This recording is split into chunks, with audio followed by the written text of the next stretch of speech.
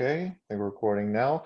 Welcome, ladies and gentlemen, to episode 15 of the Wrestling Hypothesis podcast for your Saturday, April 25th, 2020. I am the ABA. Joining me, as always, is Richard. Hello, everyone. Ricardo. What's up, y'all? King Kenny. Let's get going. And the lovely First Lady of the show, Tara. Hello. So all of us are here for the week. This podcast is available to listen to, as you all know, on various different podcast platforms such as Spotify, Apple Podcasts, Anchor, Breaker, Radio Public, Google Podcasts, and YouTube. Go on, give us a subscribe over on our YouTube channel to make sure that you are kept up to date for any bonus content. If you are listening via Apple Podcasts, please be sure to give us a star rating as well as some thoughts on what you think of our show. You can like our official page over on Facebook to keep us up, to make sure that we are kept. Sorry, I fucked up there. Keep up with the latest updates on the podcast, as well as leaving us a review on there. And if you haven't done so already, lastly, you can check out episodes 1 through 14 in the archives, as well as visiting our website, anchor.fm/wrestling-hypothesis. Last week, we went over and gave our thoughts on all the releases from WWE on Black Wednesday, as some people are dubbing it right now. Dozens of employees were let go, including superstars, referees, producers, and more.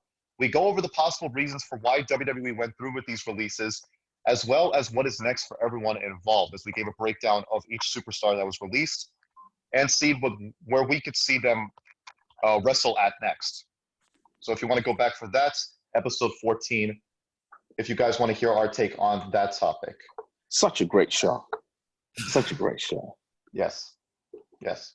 We might as well get started here. As quickly as he signed with WWE, he is leaving, as it was announced that Rob Gronkowski is coming out of retirement from playing football to play more football back in the NFL after signing on with WWE just last month to appear as the host of this past WrestleMania a few weeks ago and is the current 24/7 champion.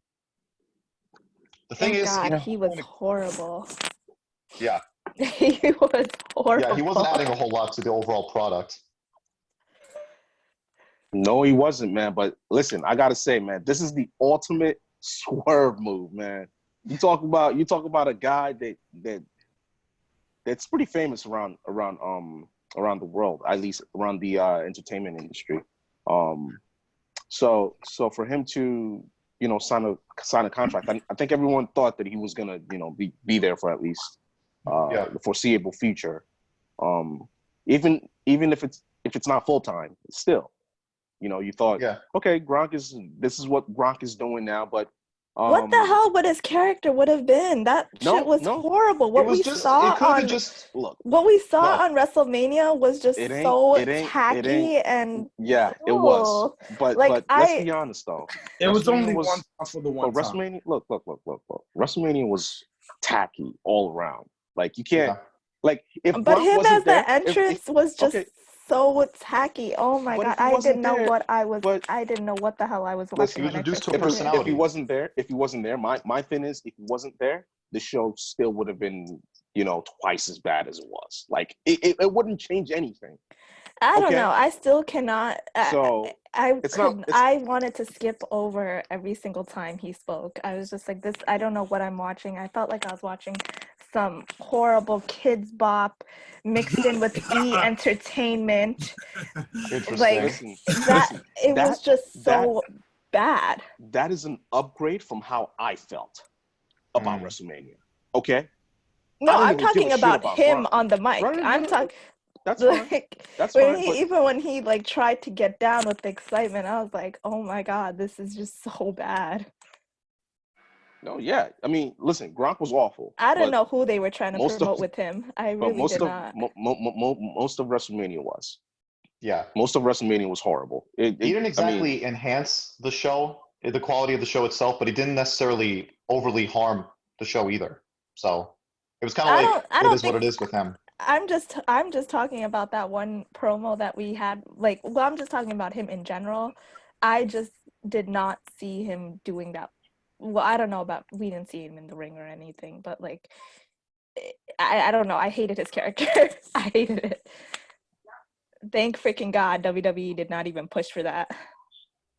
Yeah. You know what? You can thank Tom Brady. Okay, you can thank Tom Brady because he's the one that brought him back. He's the one that said, "Yo, Tampa, get this guy," on my teams. Okay, so you can thank the GOAT, Tom Brady. Tom Brady for that. was like, he literally was like, it's like saying like Tom Brady was like, nigga, what the fuck are you doing? That's what I feel like. That's exactly what I was thinking. Like, he saw him. It's like, nigga, he's like, get your bitch ass back to the NFL. He saw him in WrestleMania was just like shit over there. He saw him on WrestleMania was just like, yeah, nah. Rob Gronkowski is only 29 years old. This nigga is still young, right? So he was like, why are you wasting your talents on WWE when you could, when you know that you're not going to be utilized, when you could be back in the NFL, when you know you're arguably going to be in the top 5 or top 10 candidates for tight ends all time, right? I'm like, get your ass back here. So thanks Tom Brady for that.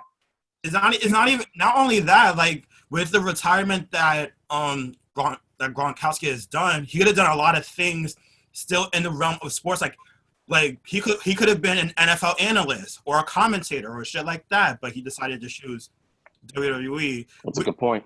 Like he could have done anything, like what Shaq did. He retired from the NBA. He's now an NBA analyst for TNT. So the fact that Gronk chose WWE instead of staying within the NFL baseline, he had no business of being in the wrestling industry whatsoever.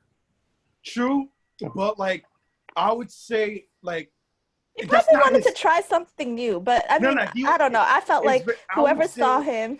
That's right. I don't see him like, as no, this is trash. I don't see him as like an analyst or a somewhat commentator type role, because like Gronk's personality is like wild. His shit is wild. Yeah. So his personality is so wild that it will be hard to see him in terms of an analyst or a commentator type of role. He has to find a role that fits him. And for retired athletes, it's kind of hard to get into something new. So that's why in his case he chose WWE, because WWE to some degree, to WWE's defense, is also a type of wild. It has a party type atmosphere that fits his personality. But the thing is, the fitting wasn't right. So that's why the GOAT, Tom Brady, told him, like, yo, come back to the NFL one time and just retire as a champion. I mean, you're not wrong there, man. And to go back to the news of Gronkowski returning to the NFL, if we're speaking about numbers here, why are you? He will be receiving up to $10 million playing for Tampa, as he got drafted to the Tampa Bay Buccaneers. I think that's how you pronounce it. Buccaneers. Which I'm sure, Buccaneers, right? Which I'm sure Vince McMahon isn't matching anywhere near that asking price to keep Gronk in his payroll, especially if he's not wrestling for them. And if I were Vince, I would not even try. I mean, I'd let the guy go back to football. He doesn't he doesn't have any value in the E right now. You know what I would do? I hope to God that Gronk takes that 24/7 title with him to the NFL. No, he is. Hold up. And we never, ever see it again. But I know, he's gotta have to challenge. You know, he's gonna have to, come back and defend it every single moment of the day. But come on, we don't need that shit. I hope to God that it stays in the NFL. Yep, and it's retired from the company, so we never have to see it again. Wait, what? Wait, the title. Yeah, like he gets retired subsequently in the process. Right. Moving on here, we're going to keep the topic on football and the XFL, as former XFL CEO and commissioner Oliver Luck has filed a wrongful termination lawsuit against one Vince McMahon. As we all know by now, the XFL has closed down their doors for good for the second time in its shaky history, in no small part to the COVID-19 and the current pandemic we're dealing with right now. Luck was given his termination papers earlier this month when the XFL folded. As for what exactly he is suing McMahon for, we do not know, as he is seeking unspecified damages and even cited confidentiality clauses in his contract. You know, my first thought is Vince cannot seem to catch a break these days. You know, the XFL folded again for the second time, losing over $100 million, both occurrences. We all have the pandemic to deal with, including him and his company, so they're suffering as well. You know, So you kind of feel for the guy. Freaking who? Boo hoo. You said who freaking who? Yes, No, he I did. said boo freaking who. Like Oh, I didn't hear the who the hell gives a shit if this man is not catching a break? Like, who cares? exactly. Who cares? I don't give a damn. No, I'm not feeling in particular for the guy. Look. First things Go ahead, first. Ken. Oliver Luck, right? He's suing Vince for wrongful termination. I Okay, would too. so If right, Vince has so- all that money and I'm out of a job, Mhm. shit, survival of the fittest. Like Exactly. You expect a lot of money coming in. The nigga wants to get paid.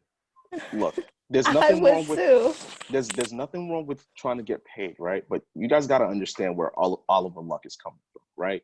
If you have, a company that you're commissioner of, right? Essentially, and you are in talks with major networks to acquire a huge fucking amount of money Facts. for your games throughout this year and next. So if you have all that going for you, right? Essentially, you've done your job. You've put not only asses in seats, but you've also, right, put the company in a very, very great financial position moving forward. Yeah. So Exactly. so this thing where you apply for chapter, I don't know what the hell chapter 7, maybe chapter 11 bankruptcy is beside me, man. Like I don't even know what the hell to say, and usually recognize this for a minute. It's not it's the timing seems odd too, right? Because think about it. McMahon and Trump are like this. Yeah. Right? Mhm. So I'm not going to be surprised if he and Trump had some sort of, communication where, they said, where Trump in this case gave him some advice on how to mitigate his losses. So from this standpoint, it looks bad, man. It looks bad because Oliver Luck now he's in deep doo-doo. Like this guy, he's like, dude, this was his future, man. And not to mention Oliver Luck, he's the father of Andrew Luck, That's ex-quarterback of the Indianapolis Colts. So he has NFL ties as well. And this just seems really, really, really, really crazy. And Go ahead, I wouldn't like to be Vince right now. Vince did Oliver Luck dirty, right? Vince did him dirty because this goes back to our conversation last week about the XFL, on how the XFL could have been successful, right? Oliver Luck, going back to Kenny's point, talked to ESPN, Fox, CBS, all the major networks that associates with the NFL. He did the same thing for the XFL, and it was bringing in massive social media attention, both nationally and through social media towards the product. And that's what he did. Pretty much what Kenny said, like he did his job. But now Oliver Luck is suing Vince McMahon, rightfully so, because he wants to get paid, right? He did his thing. That chapter 7 bankruptcy, Hunter X Hunter fans knows what I'm talking about when I say that, right? But chapter 7 bankruptcy, pretty much he owes, I've looked in the article on Bleacher Report when it came out, Oliver Luck is looking for $20 million from Vince, right? Out of 30, right? Because settlement was 30, Oliver Luck wants 20. So pretty much he wants the majority of his money being owed to him based on what he's done. And thanks to Vince, he pretty much nuked the XFL's future because of the termination. Vince McMahon has old man syndrome of not waiting. He's not a patient man, of not waiting for the whole epidemic. Exactly. He's not waiting for the whole epidemic to be over or to be postponed so the XFL could go out in its future to see what it might become. Yeah. And that's what he failed to do. And just for clarification purposes, it's actually chapter 11 bankruptcy. Chapter 11? Okay, Yes. chapter 11. Yes. Okay, I guess that's even worse. but Vince McMahon is losing not just money in the WWE, but now even more money from the XFL due to commissioner. And plus, what makes you think in more broader terms, what makes you think Oliver Luck doesn't know people from the NFL that could back him up to get even more money? He knows niggas from the NFL. Who knows, man? Who knows? But like, I'm waiting to see how this thing turns out, man. Facts. Oliver Luck knows people. That nigga's been in the NFL for decades. Yeah,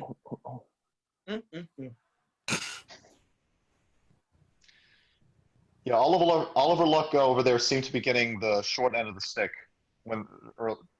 as of now. But hopefully he does bounce back, and hopefully all goes well with that. Like he gets paid a good amount of what he was owed by Vince. Shit. Hell, take over the XFL ownership, Pete's sake. You got owners from the NFL, do that. Hell, I wouldn't be surprised if he did that. Vince would definitely lose. Yeah, we'll see. But the economy's got to reopen and get back into the good thick of things for that to happen. So speaking of Vince McMahon, he held a conference call for the first quarterly earnings of this year, 2020. Among other things, what was very interesting, the biggest takeaway I found was why he blamed Brock Lesnar and his absence since WrestleMania just a few weeks ago as the reason for the decline in ratings lately. You know, when he said that, it's ridiculous. It is ridiculous. When he said that, I was like, is this dude high? Like, you're blaming one person for the reason why the ratings has been a downfall is not because of Brock Lesnar. Doesn't even, like, we're going through a serious situation in the States due to the coronavirus. That's the biggest reason why people are losing interest, number one. Number two, you have no fans. You also mentioned in the conference call is that not only you blamed Lesnar, you blamed the number of stars that you're pushing right now, like Aleister Black, Apollo Crews, etc., as to why their ratings has been a downfall. Wait, hold up. Before you continue, did that? They're pushing Apollo Crews. They're pushing Apollo Crews. He's in the Money in the Bank match. Lord. Oh shit! Oh, See, that's how Lord. you know things are really bad. Fucked up. Really bad. Exactly. Really bad. Listen, I love Apollo Crews is getting a bigger spotlight.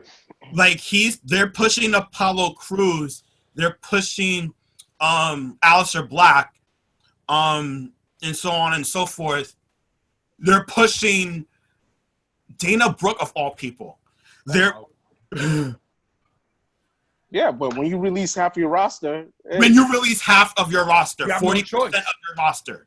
You pretty much have exactly what Ricardo just said. You pretty much have no choice at this point. You have no choice. Look at the superstars who decided not to be under quarantine with their families. Like for the men's Money in the Bank match, obviously the main person to win right now is Aleister Black. For the women's is Shayna, but that's besides the point. You just let go 40% of your roster, and yet you're blaming that as to the reason why your ratings has been a downfall. Yeah. You know, the thing is, and not only that, also in the conference call, he's praising them. He's praising them as to they're doing a great job, but you're blaming them for the rating slump. Hold up. Well, first, I want to That's say typical this. Vince. I love Brock Lesnar because this man took initiative upon himself to stay home to follow what everybody else should be doing instead of what Vince wants to do. Right? In terms of Vince, like I said, old man syndrome, not following directions, thinking of his product without fans. He knows that the viewership will go down because of no fans. He knows that like he's not going to get enough ratings because due to the lack of wrestlers that he released and the lack of wrestlers that they are right now. And in terms of the wrestlers, they don't know how to promote their damn selves, right? They don't know how to do jack shit but with themselves whenever they're on the whenever in the ring by themselves, cutting a promo, whatever. You got superstars in the roster that don't know what to do, and including backstage, like Brian Pritchard, whatever his name is, don't know what to do Bruce either Pritchard. with the wrestlers. Yeah, thank you, Bruce Pritchard. He don't even know what to do with the other wrestlers as well. So the fact that he's blaming all these other wrestlers is besides the point. If I'm a person, I'm like, tell Vince, look in the fucking damn mirror. Look in the mirror and blame yourself in terms of WWE slump and the lack of money that you're obviously losing because of you, not because of your wrestlers. And especially not because of Brock Lesnar. And Brock Lesnar is one of your main headliners, if not the main headliner for your product. Well, Yeah, I think exactly. it's time to just dial back on the micromanaging, because that's what's making other companies so successful, if you think about it, is that they're not really micromanaging every little thing for the storyline. Like, Agreed. I mean, WWE literally does everything. Like, you just walk in, read your lines, and do your moves, but everything is basically written out for you. And I think that's where they're failing, is with their writers, is that they're literally micromanaging everything down to the T. That's been one of WWE's biggest problems creatively. Not letting their talents, giving them any room to breathe and to let their creative juices flow. Basically, it's like, how do you try to push something that, was just kind of handed to you? Like, it's not like you had an option. It's not like I go out there or someone, I don't know. It's not like someone goes out there and goes like, oh, I'm going to be this idiot jackass that's being portrayed. Like, it's like, it's literally the character that's like forced on you, and you kind of have to make do with what's given. And I think it's like, if he really compares it to the other companies, that's really what's kind of lacking, is like the fact that they literally micromanage everything. Well, for me personally, Rich, to your point, when you made a point about blaming the employees and then turning back and saying they're doing a good job, I don't think those two things are mutually exclusive. Because when you look at it from this standpoint, yeah, you release like 40% of your roster, right? The other 60% better be doing a good job. It's for damn sure. They better be doing a good job, or else the ratings will tank even more. So from this whole thing, right? When you're sitting in Vince's chair, like, what do you do, right? When the board of directors want answers as to why the ratings are tanking, what do you do, right? Do you tell the truth and say, hey, listen, look, we've got the coronavirus, spread, and business isn't exactly booming? Do you blame the coronavirus just like everyone has been blaming the coronavirus? Not that it's not true, right? It is. Or do you bullshit your way into it? Do you blame the 40% of your roster that you've released, or do you blame new superstars for coming out into the horizon as and then pushing those guys to the forefront?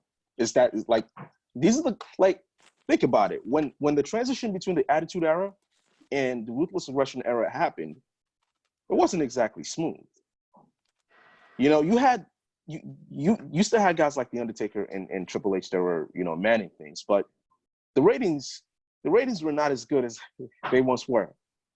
So hold up. This is all I'm saying is this is a process, right? And now more than ever, you have, a pandemic going on. Business is not business as usual. It's more like, okay, we've never seen this before, right? Sam Strick, he's going through a breakup with Roman Reigns. Exactly. They're not even mentioning Roman Reigns' name on television anymore. Like, that just goes to their petty. That just goes to show their pettiness. Right. They're going through a breakup. So it's not business as usual, right? And this is typical Vince McMahon, man. Like, he's gonna say shit like this on a Well, I on mean, a let's conference be call real. because What is he gonna say? Like, he's not gonna. right. He's the CEO. Like, what is he gonna say? It's all me. It's my fault. Even if it is, like, you're gonna still have to push it off Right. on something else. Yeah, True. exactly. Because listen, at the end of the day, you're trying to you're trying to make sure that the public doesn't go haywire and drop and sell all of your stocks. That's the name of the game here. Public perception. You want to always keep them thinking. You always want to keep them pointing at something else, because if you bring up the coronavirus as a reason to why business is tanking right now, you're slated to create a reaction that forces consumers to actually drop your stocks.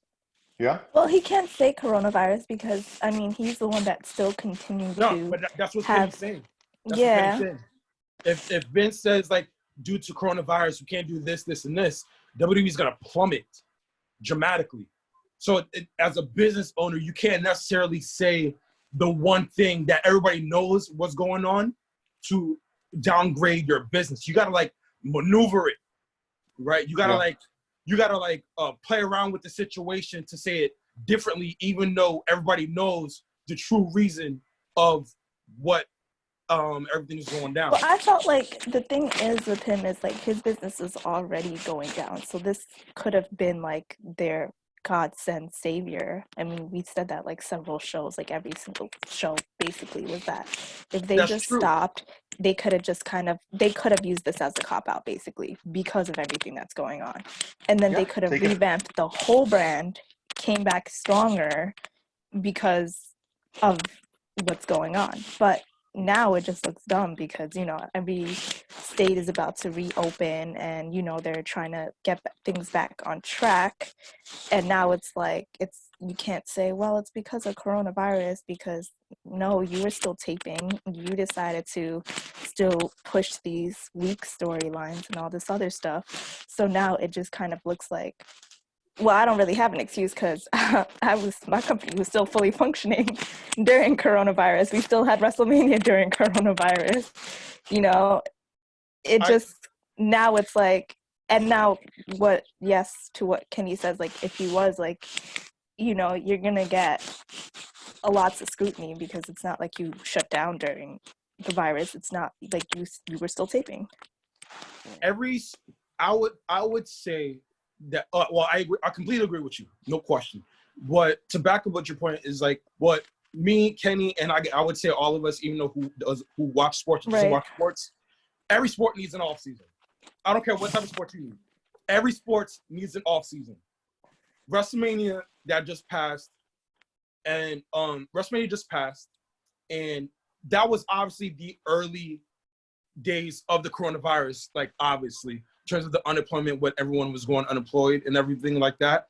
After that, the off season, like could take a steady break, just like what you said, Tara. Take a steady break, like a 1 month or possibly 2 months, whatever. Come back, fresh storyline, and you go off from there, even with no fans. And the thing is, the way they could have promoted it is like, oh, wrestling's finally coming back, or they could have done one of their fire like promotions and stuff like that, and just amped it up even more. And I guarantee they would have had something better because you're starting out fresh. That's right. The best time for an off season, at you could argue at any other point in their history, at least in our recent history, would have been after WrestleMania. Exactly, after WrestleMania. That's with all the circumstances going around. But and I gotta mention this. Back to Vince's comments on blaming Brock Lesnar's absence and him not being there as a result of the ratings loss. It doesn't hold any merit for me, honestly, because if you look back at recent history, look back at every post-WrestleMania, the post-WrestleMania periods over the past 4 or 5 years or so, after Lesnar came back, right? Lesnar doesn't really stick around, even when he is the champion coming out of Mania, for any post-WrestleMania storylines. Well, So I mean, you can't even really blame that doesn't hold any merit. him because, to be honest, I mean, that was the agreement that they had. And at the end of the day, Vince is the one that still chose to make him champion over and over and over again. So, like, you know what I mean? Like, it's not like he had a choice. I mean, I'm just saying, like, at the end of the day, like, that was still your choice over and over again. So can you really blame him, or is it still your fault, really? Yeah, he Like, booked himself into a corner with that one. he booked himself. It's the same thing with Roman Reigns. He booked himself over and over and backed into a hole. And every time they thought, like, you know, something happened with Roman Reigns where he had to back out, you know, WWE was asked out. So now it's like, you know, you can't really blame the talent that you're the one that gets the ultimate say in their push. You push them all the time. So Yeah, like deeming them an essential business and then proceeding to fire a lot of their employees in the process. so it's still your fault.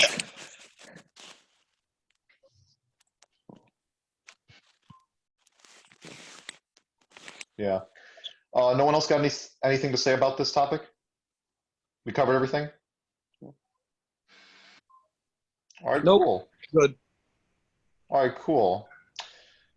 Moving on here. So after WWE started to think, I wanted to talk about this one, started to think that they have one up over on this pandemic and made the decision to make all their events live just 2 weeks ago, where they were deemed essential business by the state of Florida, they reverted back to the original plan, which was to start taping their shows once again. Ryan Satin of Pro Wrestling Sheet reported that the company will switch back to taped shows in the coming weeks and months in an effort to increase the level of safety for performers amidst the pandemic. Furthermore, AEW is planning to return to their home base of Jacksonville, Florida, I should say, for Dynamite and Dark tapings beginning in the first week of May. Wrestling Observer also reports that this next stretch of tapings in Jacksonville will run for 3 weeks. The current plan will be to alternate Dynamite between live and taped shows. You know, I don't know. Honestly, it's not ideal sounding to me. What with everything going on, live shows should honestly be out of the question. But it's kind of tricky. I don't know. What do you guys think about the matter?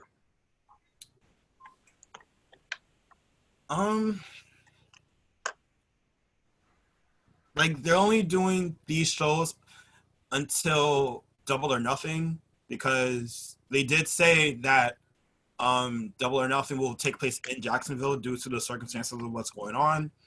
I'm kind of 50-50, like going back and forth between live shows and tape shows. It's like, I don't know. Like, I'd rather do tape shows than do live shows, because if I'm doing the live shows, and since in the state of Florida there's a chance. Well, in the state of Florida they lifted the ban, right?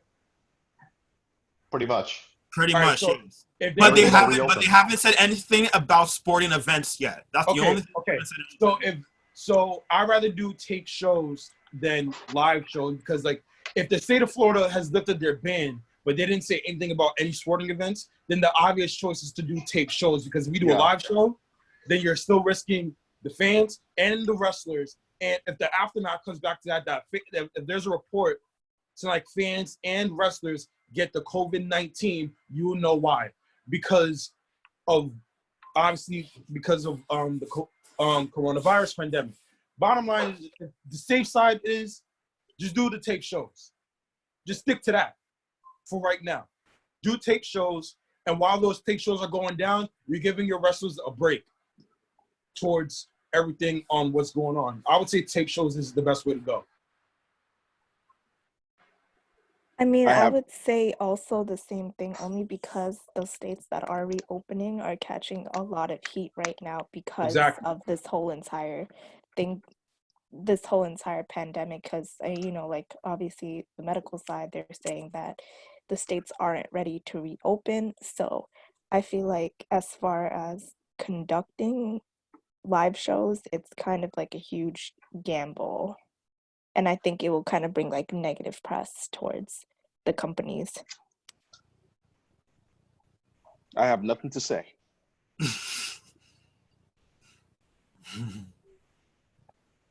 Okay, Alba. All right. Pretty straightforward there with this topic. Yeah, and not for nothing, it's also worth mentioning that AEW will definitely benefit from the state of Florida deeming pro wrestling an essential business. That doesn't just apply to WWE. AEW is also benefiting from that as well if they decide to go do more live episodes of Dynamite and Dark.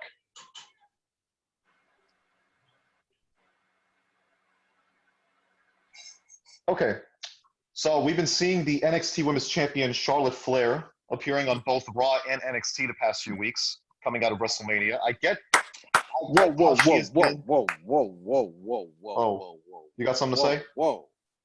Listen, you should recognize her as the GOAT. Respect Okay. her name. All right. Don't say Charlotte. Don't even say her whole name. Just the GOAT. The GOAT. That's it. That's it. That's all we're gonna recognize her from now on. Like we're gonna That's recognize her as the GOAT. So Period. I will please repeat the question, but instead of saying Charlotte Flair, say the GOAT. Go ahead, my man. Yep. Go ahead, bro. Go ahead. Yep. They got to be doing this to me now. Yup. So early. Okay, I'll start that over again. That's right. So With we've been confidence. seeing the NXT Women's Champion, the GOAT, Thank you. appearing on both Raw and NXT the past few weeks. That's right. Happy? Yeah. Yes. Yes. Okay. Yeah. Okay. They're crazy. Now, back to what I was saying. I get how she has been positioned as the biggest women's wrestler in the company for a few years now, and that isn't for no reason. You can't really have a valid argument as to why that's not the case. But honestly, I am not all that fond of having her appear and wrestle on two different brands at the same time. Go ahead, bro. Go ahead, bro. Okay. Okay. I have waited for this. For one big Bro, reason. me too, man. Oh, No, go man. on, Abba. Go on, Abba. No, Go for on. one big reason. Right. For one big reason. Overexposure. Charlotte is not the kind of performer you would regularly want to see featured twice a week because her novelty and her aura will wear off much quicker. I know for sure that I may love a certain wrestler to death, but even then I wouldn't want them to be featured regularly 2 shows a week, further diluting their importance. I hope you guys get my standpoint where I'm coming from. No, we get it. We get it. No. I listen. I understand, and No, it's a valid argument against But I'm still gonna get my Of my head's course. gonna get chopped off, right? Of Yeah, course, of that's the course. plan, bro. Yeah. I want That's the everyone to get what they have to say about if they have problems with this, so me and Kenny could just lay this shit Yep. down Go ahead, and just finish this, bro. Go ahead, Richard, it's your turn. Go ahead, bro. Richard, you got any other arguments? The reason why I'm not okay with this is because it's a valid reason. Like, she's the NXT Women's Champion, right? The main reason why Charlotte won the belt was to help NXT boost up the ratings for Dynamite. Like, we all know this. Like, even like we all know this and stuff like that. If you're the NXT Women's Champion, withholding that championship, I don't want to see you on Raw. I need to see you on NXT to help boost up the talent. That's the main reason why you're NXT Women's Champion. If you're NXT Women's Champion, why are you on Raw? Right? Why are you on Raw if you're NXT Women's Champion? Like, for the past, I think 2 weeks now? Yeah, for the past 2 weeks now, you've been featured on Raw way more than NXT. So it's like you're trying to help the talent down there, trying to boost up ratings down there, but you're on Raw. Like, What he's saying is, let me just paraphrase what Richard's saying. If that's your main role, being on NXT help the younger generation over there, make that exclusive. Make that her current role for the time Make her being. exclusive to NXT. Don't bring her up on Raw right after she won the NXT Women's Championship. Especially the fact that the NXT Women's Championship is obviously exclusively to NXT. That's like saying, like, oh, she wins the Raw Women's Championship and shit like that. She goes down to NXT. I'm like, why are you down there? If you're a Raw Women's Champion, just an example, I should see you on Raw, not NXT. Okay. Are y'all done? No. Hold up. Tara needs to go. Tara needs to go. Tara needs to go. Well, what is I Sarah's understand. side I of it? understand. Tara, do you have any problems with this? Oh, I personally do not care. Okay. I personally. Difference. I Got feel it. you, Tara. Here's what I want Tara to do right now. Sit back, sip your wine, or eat your popcorn. Check this out. Do you want to go first, or should I go first? Go ahead, bro. Okay. Oh my God. So you two, Alba and Richard, you two, as I see my divided screen right now. I'm talking to both of y'all. All right? Both of y'all need to understand this, right? When me and Kenny say she's the GOAT for a reason, there's an explicit reason why she's the GOAT right now. You guys need to understand this. Let's go back to what we said just moments ago. Vince McMahon fired 40% of his roster. Referees, producers, and wrestlers, right? None of his big names currently right now are in the roster. That's Roman Reigns, that's AJ Styles, that's The Undertaker to a lesser degree, that's Brock Lesnar, so on and so on. Who is the only big name as a wrestler in the company right now as we speak? That would be Charlotte Flair. That's number one. Number two, you two have a problem in saying that as Charlotte is NXT champion, she should be in NXT, right? But mind you, and in WrestleMania week, they had a taped event talking about NXT after WrestleMania. After WrestleMania, about NXT's women's division have a 6-female ladder match to determine the number one contender of the roster, which turned out to be Io Shirai, right? And to shout out to Io Shirai with that dope ass promo she just spilled this past day by someone finally listening to me by using fucking subtitles. That's besides the point. Back to Charlotte Flair, right? That goes to show you that Ricardo with the subtitles, man. That NXT's women's division is so severely lacking. They did not use their women's division for 2 weeks. So the fact that they did not use the women's division for 2 weeks, it showed that the women's division was not even there for 2 weeks. This week was the first time that the women's division was actually used in an NXT show. So, and the fact that Charlotte Flair was on Raw, let me tell y'all something. Let me remind y'all something. The fact that Charlotte Flair has dominated in Raw, SmackDown, and NXT, she's earned the privilege to go to any show she likes, and y'all can't question it. She's earned the right of a John Cena, The Undertaker, a Brock Lesnar. Hell, even The Rock, whenever he comes back, you go to any show you want. She's earned it. Well, here's the thing, Ricardo. My problem isn't the fact that she can't be on any show she wants. I'm fine with her in NXT, honestly. It's just the fact that she is juggling and alternating between 2 different brands and doing everything on 2 different brands. The thing is, you guys have to understand something. The fact that Bianca's not there, she's on Raw.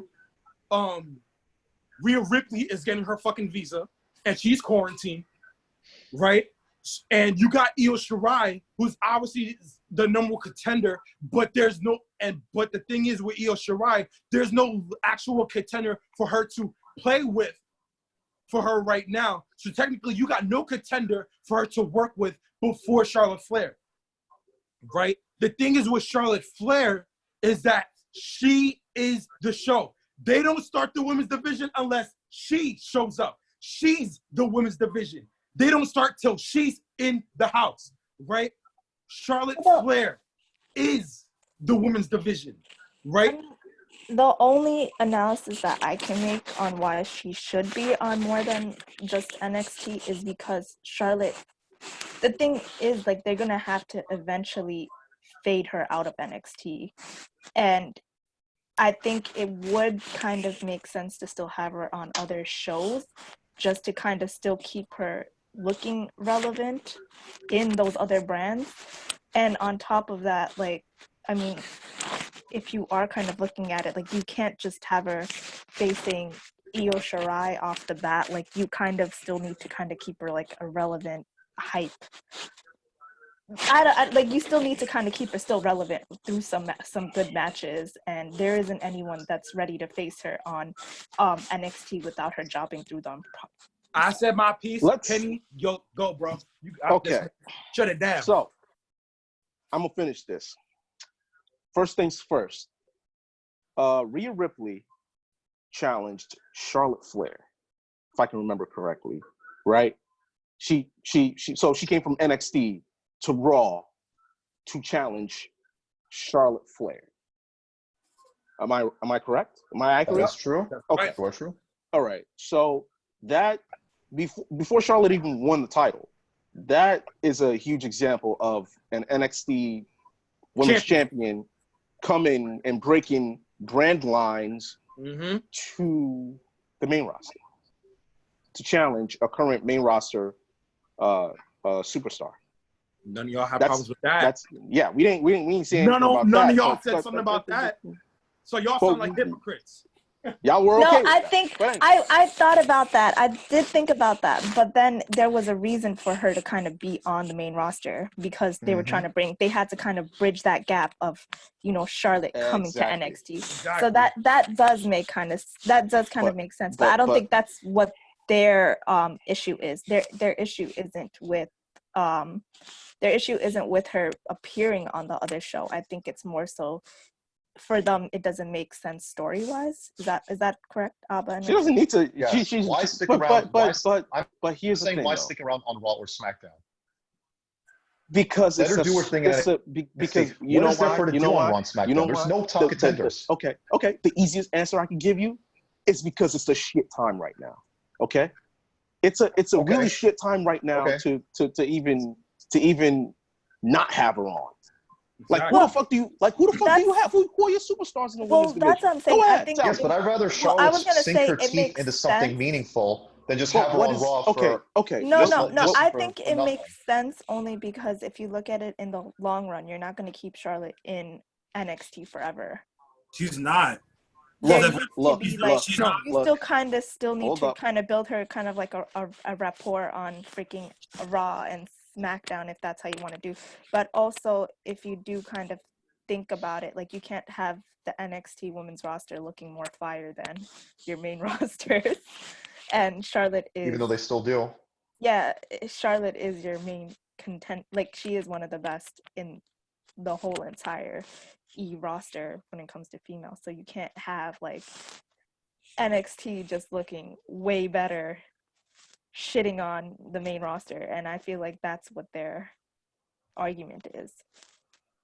I mean, because think about it, even though like who do you have on the main roster right now that exactly is good? Which I said earlier, there's no main event star that they have right now other than Charlotte Flair. As of right now, you know what's so franchise right now. Go ahead, bro. You know what's you know what's so crazy right now? Is that we're not even talking about Becky. Exactly. Yeah. Exactly. You know what? You were definitely right on the mark about that. You were definitely right about that. And you got that one. And that's why you need someone like the GOAT. Exactly. Well, the thing is, even right. what I don't understand is even Charlotte didn't hold a title reign that's as long and drawn out as Becky. Like she still lost the championship at a certain point, making it kind of like still interesting to see. But however, I always go back to. But however, it's like they fucked themselves over when they asked out Shayna the way that they did, because I guarantee you, if they didn't screw over Shayna, there would be no need for Charlotte to come on Raw. Exactly. Look, check this out, y'all. Check this out. I'm adding to what Tara just said. Let's go back, right? In every era, there was always two main event stars. Attitude era, you had Austin and Rock. Ruthless Aggression era, you had Brock Lesnar and John Cena. In the PG era, you had John Cena and CM Punk. In this era, who do you have? They haven't made one yet. They haven't made one yet, right? Well, their unsaid ones are Roman and Brock. No. I'm not counting Brock. I'm not counting Brock. But that's what it would be if Vince had to choose. No. But I understand. But I'm not counting Brock. Then I can argue that Goldberg is just as a main event star as Brock Lesnar. Exactly. I can make that argument any day. The thing is this. Oh man, what was that? Yeah, what the hell was that? Someone fix their mic. But like, who's that?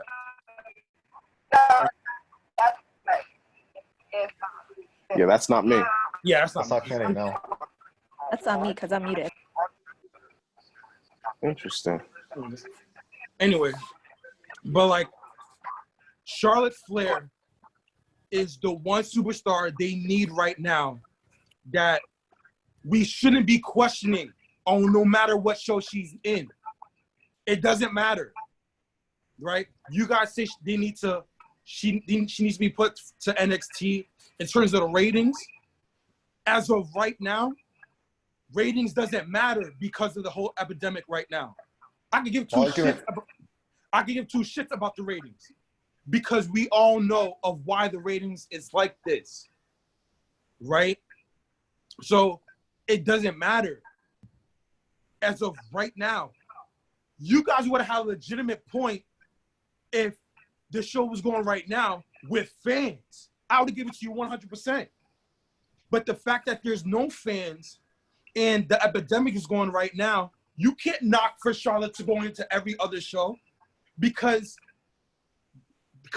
the fact that Vince fired 40% of their superstars, reps, and everybody else, you need a person to balance the shows. And that one person is Charlotte Flair. Well, when you say that, Ricardo, excuse me, when you say that, are you arguing in the sense that it will help ratings increase if Charlotte appears on a show or multiple shows?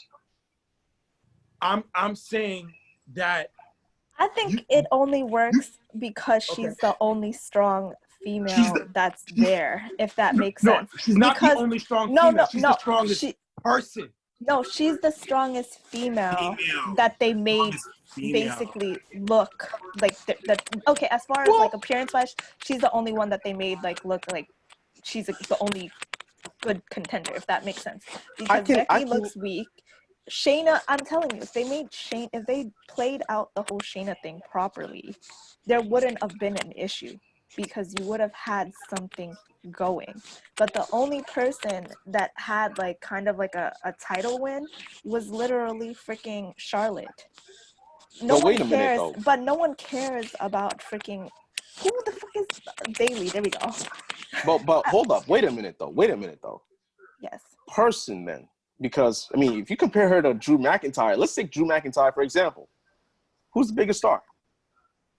Charlotte. It's Charlotte. Yeah. Right. That's what I'm saying. But that's the only person that because only Drew McIntyre got established the past few months. Charlotte's been this way for a good 4 or 5 years. No, the way that they pushed her. But my point with good reason, though. The only person that has any kind of like pull is literally her. That's the only person you want to see in a match because everyone else is trash. I mean, not for nothing, Becky's not a strong contender, and they made her job out the whole entire women's roster, even Shayna. Exactly. No, by the way, there wouldn't be, I'm telling you, there would be no need for her if they built up Shayna and made her take the championship from Becky. Right. Exactly. Right. And look what Becky's doing right now. Nothing. She's got no contender in sight for Money in the Bank or for anything anytime soon. Besides, I think Richard and besides, you saying that Charlotte not being in NXT is to some degree a problem. But I don't hear you guys question me like, where's Adam Cole? Where's Adam Cole? Adam Cole is there. No, hold up. I'm talking about consistently because like you guys have a problem of Charlotte Flair not being in NXT, but she's been in every other show every single week, right? Adam Cole is, besides Charlotte, is the headliner of NXT, right? But I don't see you guys questioning him. I'm like, where's Adam Cole? Because Adam Cole has been featured in NXT since Mania. He has. He just hasn't been there in person. He has. What are you talking about? Hold up. What about the weeks leading up to WrestleMania? Yeah. We didn't see him. Where the fuck was he? Where was he? I didn't see you guys questioning about that. That's what I'm saying. Like you guys sound like hypocrites. Like Adam Cole is like besides Charlotte Flair, the headliner of NXT. Yep. I bet you guys, if Adam Cole was there, you guys would not be questioning about Charlotte Flair. I bet you guys would have flat out. That's The right. thing is, Adam Cole's not appearing on Raw on a regular basis. But what I'm saying is, if Adam Cole was there every single week, you guys wouldn't be questioning about Charlotte Flair. That's true because That's what you I'm guys saying. would see a guy like Adam Cole and be like, yeah, we got Adam Cole. We got Adam Cole. Charlotte could go to the main roster. We got Adam Cole. Do whatever she wants. Hey, listen, it is what it is, man. That's what question happens. the GOAT. That's what happens when you're the GOAT, man. Don't question the GOAT. Every move you make there's a question. There's scrutiny, and yeah, that's why she's the GOAT. She's the GOAT for a reason. Right. She can do whatever she wants. That's why Charlotte Flair does no wrong, according to the eyes of Ricardo and Kenny. Exactly. Right? Exactly. She can pass gas. She can pass gas, and we'll call her perfume. That's right. Just so you know. So what do we? Right. So she has the best moonsault, right? We can say that her breath stinking. That shit smells like Listerine. You can do whatever you can do whatever the fuck she wants. Don't question the GOAT. When you're the GOAT, you can do whatever you want. Do whatever you want. Leave her alone. Period. Plain and simple. Right. You can do no wrong. Right, including having a shitty moonsault. Right. Yeah, of course. Oh, you got to dig at it, right? You got to dig at something. It's just I something. have to get something in there. Sorry. Yeah, you hater. No. I'm just not a stan like you guys. Mm-hmm. Oh, word? Oh, have you seen this corkscrew somersault? I think that's what it Her corkscrew moonsault, that shit look fucking beautiful. Exactly. I have no problem with the corkscrew moonsault. Hey, listen, look. The corkscrew moonsault, I'll take that. Okay, she could do that. Okay. And the degree of difficulty is even greater than a regular moonsault. So exactly. And plus, I broke down on how the reason why she can't do the moonsault perfectly. She's the tallest female in the group. Mm-hmm. Yep. She's the tallest one. So in terms of athletics, the fact that she buffers her moonsault like that is to not hurt her opponent. Because whenever she does that, I remember one time, I forgot the person she was facing. When she did her moonsault regularly, no, it was Natalya. There you go. It was against Natalya. When she did her moonsault against Natalya regularly, she hurt her ribs. You did not see Natalya for 2 weeks. Charlotte bruised her ribs. So the fact that she buffers her moonsault like that, she has to do that in a safety standpoint to look out for the wrestlers. That's why she does it. She has to do it as a safety precaution. If she never did it, y'all won't be questioning it. Mm-hmm. Like I said, she gets away with things. Do not the question only the reason GOAT. why she gets away with it is, again, like, she's the only relevant wrestler that people want to see. Exactly. There's literally no one. Because The most consistently out of everyone, yeah. Who do you want to see on Raw? Sure. Who do you want to see on Raw? Yeah, Rich, answer that. Who do you want to see on Raw, man? Who you want to see on Raw? Who do you want to see on Who you want to see on Raw? Both of y'all. Man, I agree with you guys there. There you go. Yeah. Oh, shit. When it comes to Charlotte Flair, I went to her defense 100%. Right. I see it every week. So. Goat Flair, yeah, that's her. Oh, man. Hey, listen. Look, guys, one last thing, man. Abba, Rich, whenever you're in doubt about Charlotte Flair, just watch the promo that she delivered with grace, with excellence, with class. That's right. Over the NXT women's division. Just go look back at it. After she won the title, the NXT women's title, just go look back at that promo, that video package that she gracefully presented to us and blessed us with. That video package validated in her saying, they don't start until I arrive. Mm-hmm. That's what shit goes down. Yep. It was excellent. And hey, get this. I don't remember anyone ever claiming they wanted to be the greatest of all time. Any wrestler.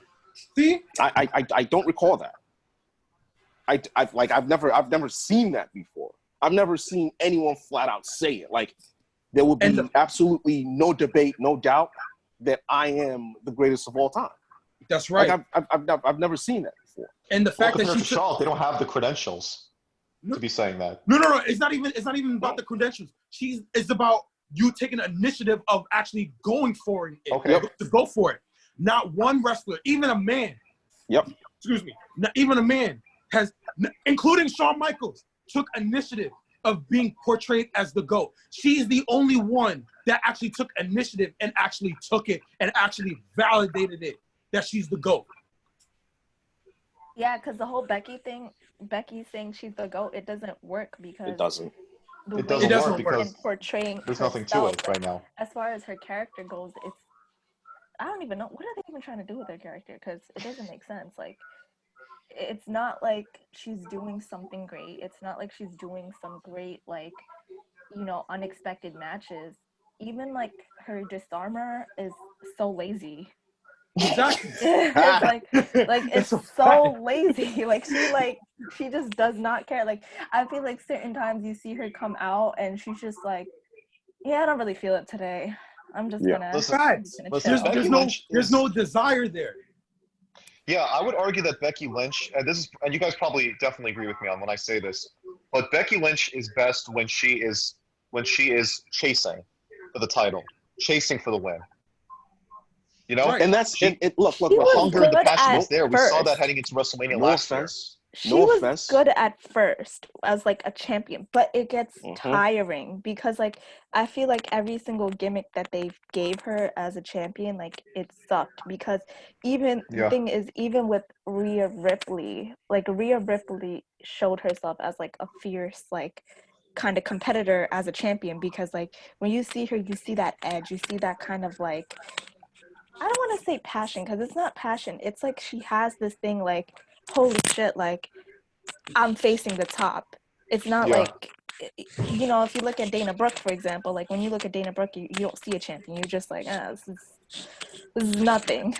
This is like level 1. And I feel like Becky doesn't feel like she should be the at the top of who you're facing. Like she just doesn't have that. Unfortunately, right now, there is not one secondary star in this era that could support Charlotte Flair. And that's really sad. Who is her Rock? Is that who's her saying? Rock to her Austin? Who is that? Who's the Rock to her Austin? Who's that? Who's the dancing part? There could have been a good amount of viable options for that spot. Yeah. They fucked it up though. Sasha, Becky, they screwed up. Even Bayley. Because Bayley in NXT was pretty damn good. Because the thing is, with Charlotte, like, we could obviously portray her like, you could say, like, she's the Rock. You could just say that, right? Right? But the perfect person, I won't say perfect, I'll take that back. Arguably, I would say, to take that Austin role, Stone Cold Steve Austin role, is Shayna Baszler. No question. Now it's like you don't want to see Shayna because of how it went down. Like, to see her literally fight again for her position, it doesn't make sense. You know what I mean? It doesn't make sense because like you push her match strongly to win the match at Mania, she loses, and now it just falls weak.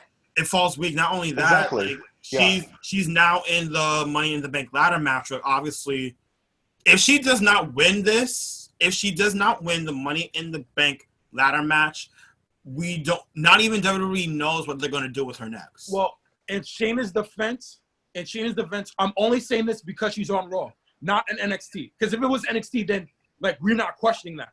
But only saying this because she's on Raw. We haven't seen enough of Shayna Baszler on Raw. She deserves the benefit of the doubt because she's on Raw. We have to wait and see on what she's going to do with her. Remember, she only really came in around Elimination Chamber time. So she's only been used for like a good month, right? And some change, right? So we can't really question about what they're going to truly do with Shayna Baszler. We got to wait and see. But you see, it kind of falls weak because it's the same thing with, remember Brock and Braun? They brought in Braun as like this super strong competitor, and then out of nowhere he just started jobbing out, and they just kept making him misuse No, that's opportunities. different. I would say No, they had something and then they kind of fumbled it because every time they kind of rebuilt it back. I know what you. I know what you. hold on. Weaker. I Yeah. kind of So disagree. that's the thing, is that I feel like with Shayna, that was the perfect time to use that. Like what Perfect time. Like what she was saying is like from 2017 after SummerSlam he beat 4 men, and then Braun Strowman came in, whipped his ass. The match came in No Mercy. Strowman beat his ass. Strowman beat his ass with 4 power slams and shit like that. Brock Lesnar came in, win, and then time after time after time. Look. Here's the difference. Here's why I disagree.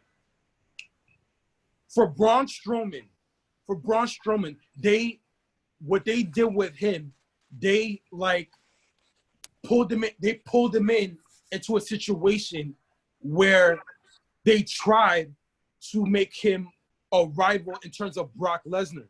The thing is, Braun Strowman doesn't have the skill set to compete with Brock Lesnar.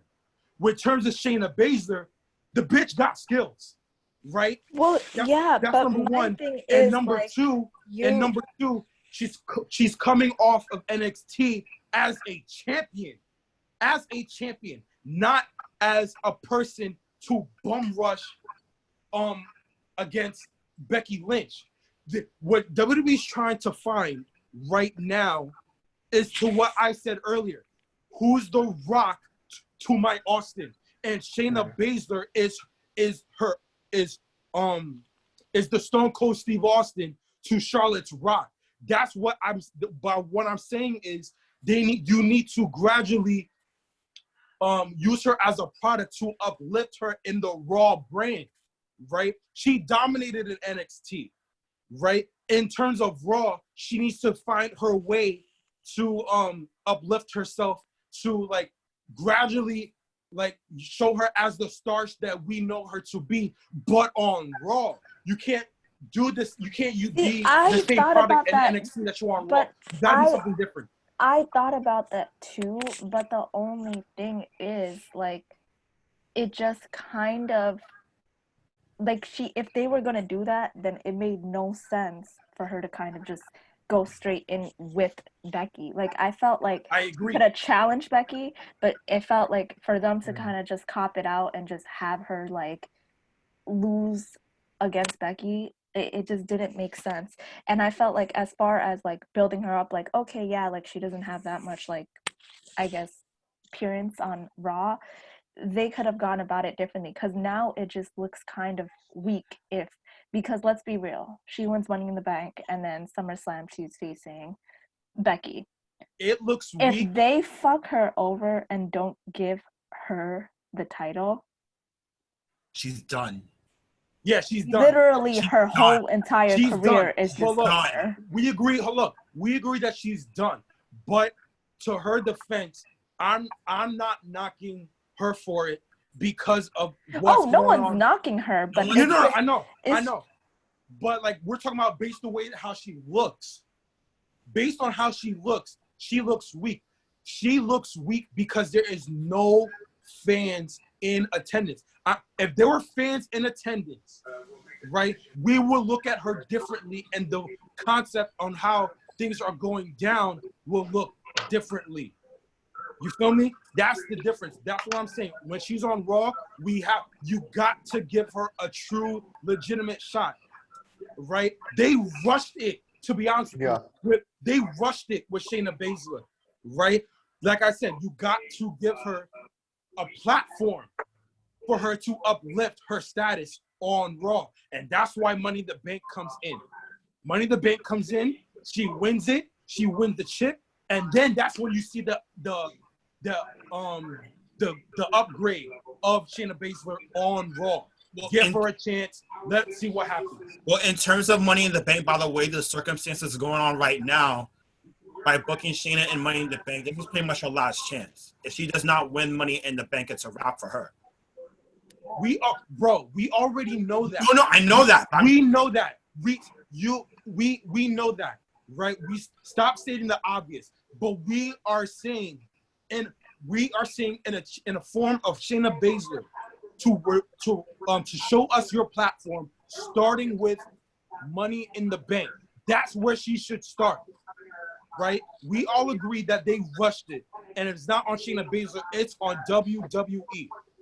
Her platform will start on Money in the Bank. She will win it.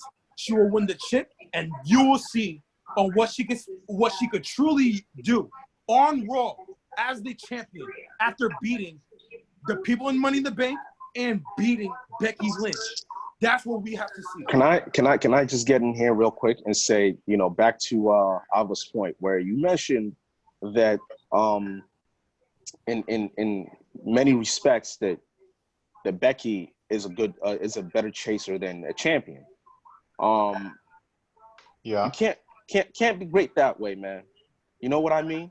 Like it's one thing to become a great chaser, but it's another thing to be able to do both efficiently. Of course. Like if you see Shayna Baszler as a chaser, man, you don't want her as champion. Like if you think she's a great chaser, she's an even better champion, right? That's right. And same thing goes for Charlotte Flair. The difference is Charlotte doesn't need to be dominant in order to hold the title, right? Mm-hmm. It's like we call her the GOAT. We don't call her the women's champion. Like if you notice how me and Richard address her, we don't call her the women's champion, even though she's champion. We call her the GOAT. There's a reason for that. Fix that. It's me. It's you and Ricardo, not you and Richard. Oh, I'm sorry. Yeah. I'm sorry. Forget Richard. Yeah. I'm sorry. Yeah. Forget Richard. Kenny, Yep. Kenny, and Ricardo, the Haitian sensation, who calls her the GOAT. Yes. No, we didn't agree. Right. I mean, We didn't like agree I on that said, nickname. like, They don't know. The listeners don't know that. If it was different, like I feel like even if they made if they were gonna keep Becky as champion, they should have made her do something kind of remember back when I said that they should have done something where she does something I guess shady to win it, or where she cheats to try to get something other than just how she got it, because I felt like that would have made her even more of an interesting champion than what they have going right now. Yep. And that could have agree. easily been an easy way for them to still build up Shayna on the brand if they wanted her to get more face time. To me, honestly, I felt like they lost out on it. It's kind of like Bray Wyatt and Universal Champion. They built up the Fiend and then they literally took it away with Goldberg. Yep. Well, It doesn't you make guys sense. remember? I'm sorry. Oh, continue. Oh, thanks. But I agree with what you're saying, Tara, definitely. If you guys remember Becky Lynch's time as the SmackDown Women's Champion in late 2018, when she, for a few months there, she took it off of Charlotte. She was starting the feud with Ronda Rousey heading into Survivor Series that year. Yeah. That reign lasted only 3 months, if that. That reign was infinitely better than this current reign she has now as Raw Women's Champion for over a year. That was a lot better to me because that did a lot more for me. Becky's character was a lot better, a lot more interesting than it has been the past year. Right, and even if I don't And think she never had a dull moment in that reign. Yeah, I don't think it was I don't know what it was, because even with when she was Becky 2 belts, it was interesting to see her. You know what I mean? But I felt progressively she just got extremely lazy.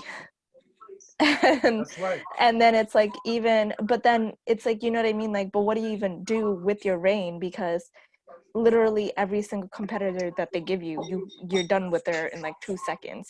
And check this out, right? And I want to go back to my point about Shayna Baszler, right? I truly we all agree they messed this up. It's a wrap. But for Shayna Baszler, but for what Kenny said, she's the one person. This is why I believe she's her Austin to Charlotte's Rock. She's the one person in the Raw brand that could do both on what Charlotte could do. She's the one person that could do it, because you've seen her. We saw a example when she was on NXT as a chaser and a champion, right? And in the promo work, she is fired because she, just like Austin, she tells you like it is. She's real. She is real, right?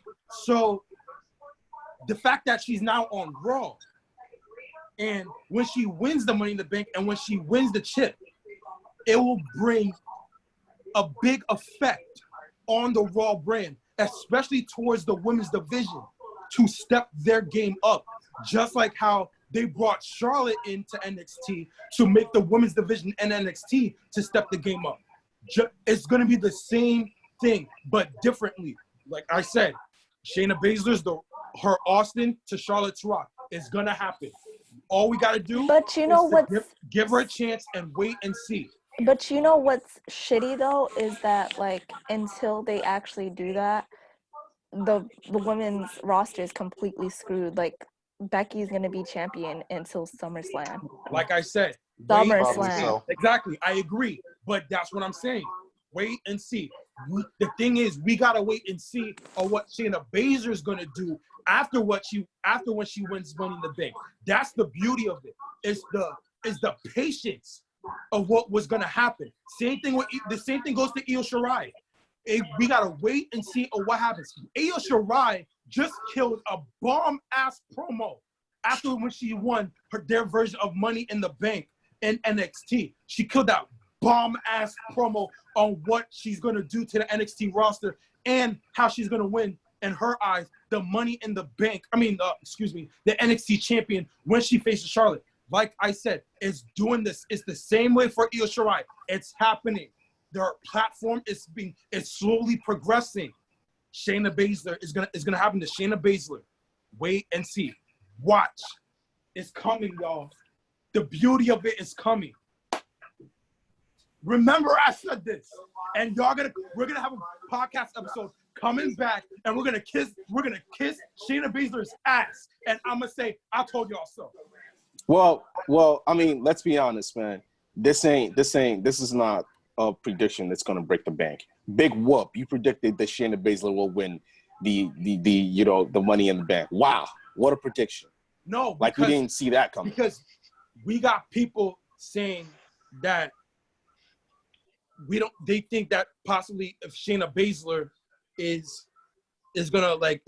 might possibly wet the bed, or if they don't know what's gonna happen after happens Money in the Bank. I'm just saying wait and see. They don't know, or they don't believe in Shayna Baszler. Like if they don't believe in Shayna Baszler, that's one thing. The thing we're saying is that I don't know if we believe in WWE to really deliver Shayna the same way, because so that's fair. My thing, what I'm saying is the redundancy of like having the same competitor over and over and then asking them out, and then they fall. It comes back weak. It doesn't have the same effect. It's like their timing is terrible with things, because the effect that they're going for, it's always off. Like it's always off. Like the timing that they think is like right is just always horrible, and it just looks so badly booked. And that's what I'm saying is the fact that I don't doubt that Shayna she's the only viable candidate. But I feel like in the situation that their roster is in now, no one's going to care about this whole entire thing by the summertime. Like their hype was now. And I felt even though she's a strong competitor, it's also like the women's division is so bad that no one gives a fuck about it. Exactly. And to add on to that point, Tara, I would actually not be all that upset if Shayna Baszler doesn't win Money in the Bank. Yeah, I wouldn't either. As a matter of fact, I'd see it coming. If she wins, great. If she doesn't, there are a million and one ways she can get the title. Exactly. Well, like my point is that it's just the hype is done. The hype, like WrestleMania was the peak. Like this was your now moment. Yeah. There is nothing keeping you in tune to the women's division. Honestly, I like Shayna, but I'm not enough to really follow the Raw Women's Division storylines. If it were me, I'd give the Money in the Bank to SmackDown. I would. I would give it to Bayley. I'm sorry, no, not Bayley. I'd give it to Sasha Banks. If she's in the match. Oh yeah, she He lost. She's lost not a in the match. qualifying match. She lost. Like I said, who are you gonna give it to? That's how much I'm in tune with SmackDown. Yeah. She lost. But like, Yeah. No, But honestly, even like Bianca would be a better competitor for Bailey. I don't know. Is she even in there? It's just No. Is she even in it? No. Nope. The point is we don't care about the women's division to follow see, it. no, we understand that the hype Yeah. is gone, but like it also like to what Kenny said, like it's not the end of the world. Like me and Kenny knows that Shayna Baszler is just as good as Charlotte as a champion and a chaser. Yeah. She's validated it.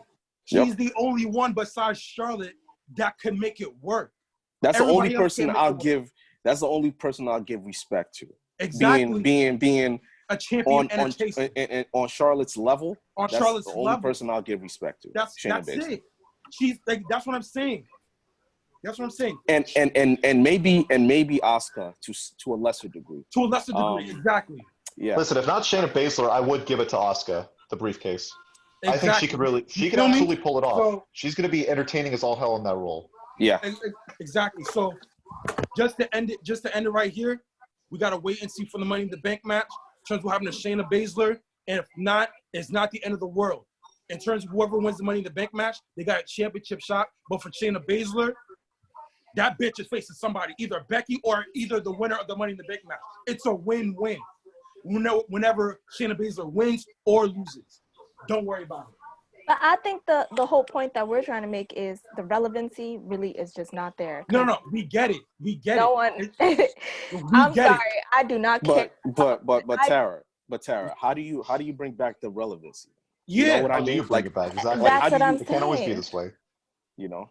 So we know that it's not relevant right now. We know that. But there are some ways that you can do this, that you can play this, that you can bring the relevancy back. Which you pointed out too, actually. I think you said something about how they could have just had Becky cheat.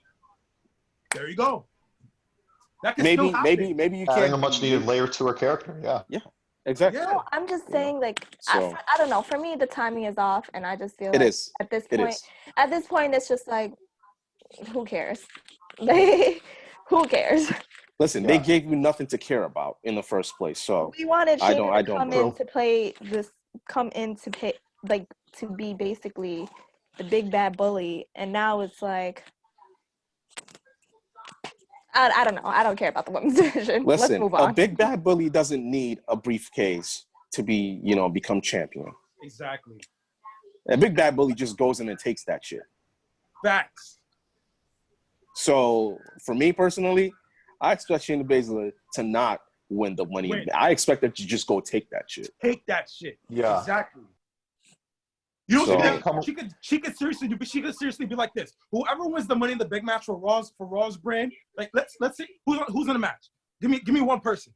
Asuka. Asuka. All right, let's say it's Oscar, right? You know what she could deadass do? Oscar wins, right? Shayna Baszler could beat her ass to the point that she can't return, right? Shayna Baszler could take that Money in the Bank match. You're like, yo, I'm Money in the Bank, and beat Becky, win the chip, just like that. She could do that because her character validates it. Hold up. But there's a huge flaw in your statement, and I get it, right? Like the big bad bully. But here's the problem: the Money in the Bank contract. It's not like you can strip someone of it. It actually lasts until a year. So even if you were out for 6 months, Wait, time out. come back Edge after did that. 6 Hold months. on, time out. Edge did that. Remember when Mr. Kennedy won? He put his title shot. He put No, his he put it on the briefcase line. Right, though. exactly. Oh, So if you don't put it on the Officially, line, if you're not putting it on the line, if Asuka ain't putting it on the line, then it lasts until a year. She just has to wait a year or 6. Like if she's out for 6 months, let's say, she can wait 6 months and then come back and catch it in. Good Right, point. but until then, Patience. Baszler can just go on. The thing is, y'all, patience is key. Patience is key. I'm for real. I'm saying this to my girl Io. I love Io Shirai. To Io Shirai, and I'm saying it to Shayna Baszler. Patience is key. Watch. See, Right. my thing is though, like, what if they're just waiting for Ronda and that's why they're That's just also holding that's out. also something Like to I think said, about. that's the only thing that would make sense in all of this. Exactly. All like the I moves said, that what they've if made. Anything but can happen. Patience is key. But if it doesn't follow through, then you're fucked over with a last minute thing, and it looks poorly done. Whoa, Honestly, See, real the talk. only way to kind of redeem this for me is if they execute everything properly.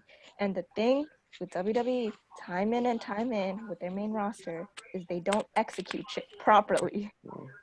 They execute shit like way off the mark. And it just looks poorly done. And that's why it's different if Shayna was in NXT. It's different. But in the main roster, they're not going to execute it right. It's just It's the main roster we're talking about here. You're not going to care about it. The reason why people don't care about Money in the Bank is because, or if she wins or not, is because there's just no relevancy there anymore. Like, her freshness of, like, I'm going to beat Becky's ass is just like, yeah, we saw it already.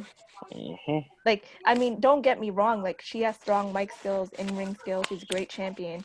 But it mattered at WrestleMania. It didn't matter. It doesn't matter now because we're still stuck with a shitty champion.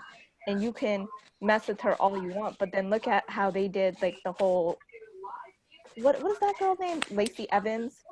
Yeah. Remember that when you just kept getting Lacey Evans at every single match, just randomly showing up, and it just was so poorly done.